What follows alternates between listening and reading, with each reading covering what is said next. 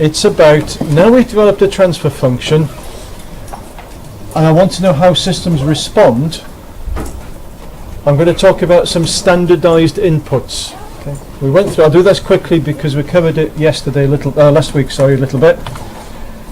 I want to now look at the response of first order systems.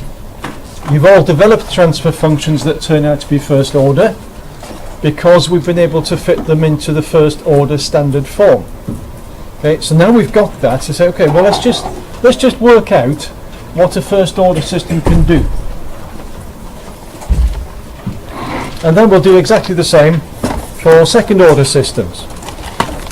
The second order systems do different things from first order systems. And then also, just for a bit of a giggle, I'll introduce a thing called the final value theorem, which is a short mathematical shortcut, because I'm going to spend most of this module talking to you about transient behavior.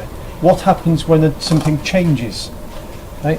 The final value theorem is a mathematical shortcut that lets us ignore all the transients and just work out what the end result is as time as time approaches infinity. Okay, so most of what I'm going to be doing is talking about transients, except for the final value theorem. The clue is in the name, I suppose. It's talking about the final value of a variable.